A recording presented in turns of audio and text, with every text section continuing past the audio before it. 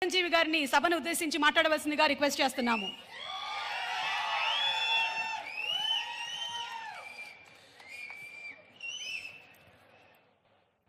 గౌరవనీయులు మన ప్రీతమ ముఖ్యమంత్రి శ్రీ రేవంత్ రెడ్డి గారికి, అలాగే మంత్రివర్యులు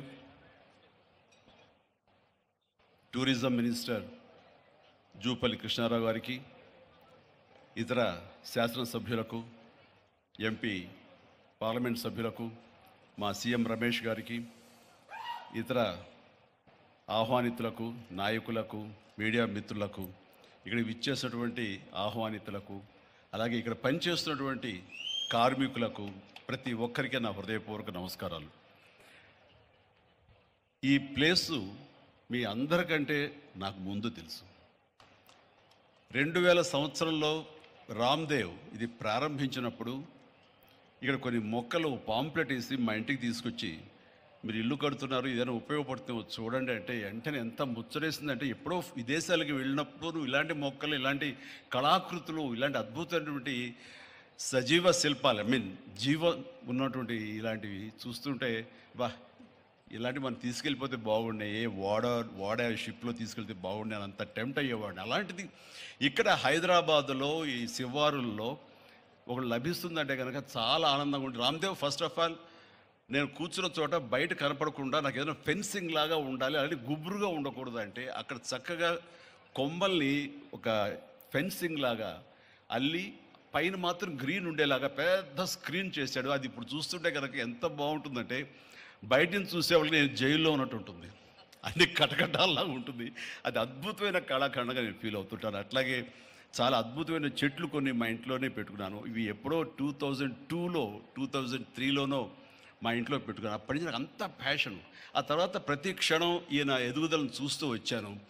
ఎక్కడ నాకు ఈయన రామ్దేవ్ ఒక వ్యాపారవేత్తలా కనబడ్డు, ఒక కళాకారుల్లా కనబడతాడు. అందుకే నా మనసుకి అత్యంత దగ్గరగా అయ్యాడు. ఆ తర్వాత ఏదైనా వస్తే కనుక చూస్తారా మొక్కలు అంటే, ఇది వరకంటే ఏదో వేలల్లోనో లక్షల్లోనూ చెప్పేవాడు, ఇప్పుడు కోట్లలో ఉందంట కదయ్యా. నేను ఇప్పుడు నా సంపద అంతంత మాత్రమే ఉంది, కొనలేనేమో అన్నారు. కానీ చూడండి సార్, వస్తే మీరే టెంప్ట్ అవుతారు. ఇప్పుడు గౌరవ ముఖ్యమంత్రి గారితో పాటు అన్నీ వీక్షిస్తుంటే ఎంత టెంప్టింగ్ ఉందంటే, వావ్, ఇవన్నీ మన ఇంట్లో పెట్టేసుకుంటే ఎంత బాగుంటుంది అనిపిస్తుంది. అంత అందంగా.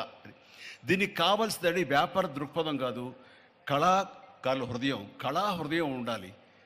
నా మటుకు నేను అతని ఒక కళాకారుడుగాను, ఒక ఆర్టిస్ట్గా చూస్తాను. నేను అంత తపన లేకపోతే, అంత ఇష్టం లేకపోతే సుదీర్ఘకాలం 24-25 ఇయర్స్ పాటు దీని మీద ఎక్స్పెరిమెంట్ చేస్తూ, ఎన్నో చోట్ల రీసెర్చ్ చేస్తూ, ఎక్కడెక్కడ ఏమేమి మొక్కలు దొరుకుతాయి, ఎక్కడెక్కడ ఈ శిలాకృతులు దొరుకుతాయి, ఆ శిలలు ఇక్కడ ఎలా తీసుకురావాలి అని దాని మీద అది దుర్భేద్యం అనుకోకుండా ఇది సాధ్యమే, ఇది మన ప్రాంతం వాళ్ళకి, మన హైదరాబాదుకి, మన స్టేట్కి అందం తీసుకొచ్చేది, మన దేశంలోనే గొప్పగా చెప్పినటువంటి గొప్ప పార్క్ అవుతుందని ఆయన మనసులో మెదిలిన ఆలోచన, ఆయన పడ్డ కష్టం, తీసుకున్న శ్రమ ఈ రోజున ఇక్కడ అద్భుతమైన కళాఖండంగా ఇన్ని ఎకరాల్లో చోటు చేసుకుందంటే కనుక నా భూతో నా భవిష్యత్తు.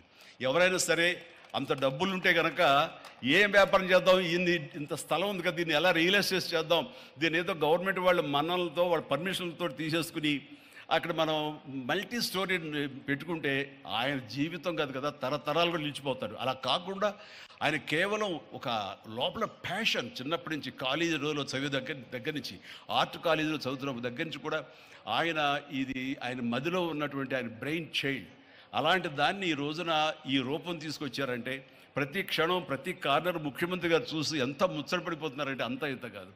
ఎలా చేశారు, ఇది ఎలాగ వచ్చింది, అది ఎలా వచ్చింది ఆయన అడుగుతున్నారు. నేను కొన్ని అడుగుతున్నాను. అడిగి ఇది షూటింగ్స్కి ఇస్తారా రామ్దేవ్ అని అడిగితే, ఇస్తానండి, కానీ ఫస్ట్ షూటింగ్ మీదైతేనే అన్నాడు. ఇప్పుడు నువ్వు ఆ మాట అన్నావు కదా, ఇప్పుడు కొత్తగా హీరోయిన్ని తీసుకొచ్చి ఆ అమ్మాయితో ఇక్కడ స్టెప్లు వేయాలంటే ఈ ఎండలో ఎలా ఉంటుందేమో తెలియదు, కానీ ఏదో చలికాలం అయినప్పుడు నెక్స్ట్ చలికాలం అయితే చేస్తానయ్యా అన్నాను. ఈలోగా వర్షాలు పడి ఇవన్నీ ఇంకొంచెం పచ్చగా ఉంటాయండి, 1 or 2 years లోపల ఇది అద్భుతంగా ఉంటుంది, కంటికి కనువింపుగా ఉంటుంది చెప్పేసి ఆయన చెప్తుంటే కనుక ఐ కుడ్ ఇమాజిన్. అట్లాగే ఇక్కడ వెడ్డింగ్ ప్లాన్ చేసుకోవచ్చు, వెడ్డింగ్స్ కానీ ఇతర రిసెప్షన్స్ కానివ్వండి, పలు ఈవెంట్స్, అలాగే ఐస్కి సంబంధించినటువంటి ఆ స్కేటింగ్ సంబంధించిన చేయాలని ఇలా ఎన్నెన్నో ప్లాన్స్ ఉన్నాయని అవన్నీ కూడా చేయగలడు, ఆ సామర్థ్యం ఉంది. అలాగే ప్రభుత్వం కూడా ఖచ్చితంగా సపోర్ట్ చేస్తారు, అందుకు సమాయుత్తమై ఉన్నారు ఆయన. అందుకనే ఎంతో బిజీగా ఉన్నారు సీఎం గారు. వాళ్ళు చూస్తే కనుక మనుషులు ఇంటి చుట్టూ ఉన్నారు. అవన్నీ పక్కకు పెట్టి, ప్రోగ్రామ్స్ అన్ని పక్కకు పెట్టి నిన్నటిదాకా ఆయన ఎలక్షన్ క్యాంపెయిన్ ఎక్కడో చేసి వేరే రాష్ట్రాల్లో వచ్చి రామ్దేవ్ మీద ఈ ప్లేస్ మీద ఎంతో ప్రేమ లేకపోతే, ఇలాంటి దాన్ని మనం ఎంకరేజ్ చేయాలి అని ఆయన ఉద్దేశం లేకపోతే ఇంత ఓపికగా ఈ ఎండ్లో ఆయన వచ్చేవారు కాదు. ఫస్ట్ ఆఫ్ ఆల్ ఆయన ఇక్కడికి వచ్చి దీన్ని ఎంకరేజ్ చేస్తున్నందుకు వారికి మనస్ఫూర్తిగా అభినందనలు తెలియజేస్తున్నాను ముఖ్యమంత్రి గారికి. ఎందుకంటే అలాంటి వాళ్ళు అనుకుంటేనే, వాళ్ళ కళ్ళలో పడితేనే, వాళ్ళు ఇంప్రెస్ అయితేనే దీనివల్ల ఎంతోమందికి ఉపాధి కలుగుతుంది, ఇది ఎంతోమందికి కనువిందు కలుగుతుంది. మరి ఎంతోమంది ఈ ప్లేస్ని వాళ్ళ ఈవెంట్స్కి ఉపయోగించుకుంటారు, తద్వారా టూరిజం పెరుగుతున్న ఉద్దేశంతో కూడా మన జూపల్లి కృష్ణారావు గారు దీన్ని ఎంకరేజ్ చేయడం కోసం సమాయత్తమై ఉన్నారు. అలా ప్రభుత్వ సహకారాలు దీనికి మెండుగా ఉంటాయని ఆశాభావం వ్యక్తం చేస్తూ, మీరు ఏదైతే కనుక ఊహించారో రామ్దేవ్, అది త్వరలో ఖచ్చితంగా అవుతుంది. ఇవి అద్భుతమైనటువంటి ఒక ల్యాండ్ మార్క్ అవుతుంది, ఒక కళాకృతి అవుతుంది. అది రాష్ట్రానికి వన్ని తీసుకొస్తుంది, హైదరాబాద్కి తలమానికంగా ఉంటుంది. ఒక హైదరాబాద్ ఒక ఇల్లు అనుకుంటే ఇంట్లో ఒక అద్భుతమైన పెయింటింగ్ పెట్టుకుంటే ఎంత బాగుంటుందో, ఆ పెయింటింగ్ ఈ రోజున ఈ ఎక్స్పీరియన్స్తో నేను చెప్తున్నాను, this will be a beautiful piece of art. అందుకని మరొకసారి వారికి నా హృదయపూర్వక ధన్యవాదాలు, అభినందనలు తెలియజేస్తూ ఈ అవకాశం వచ్చినందుకు అండ్ సీఎం గారితో నేను ఈరోజు ఈ ప్రోగ్రాంలో పాల్గొన్నందుకు నా సంతోషాన్ని తెలియజేస్తూ all the very best, God bless.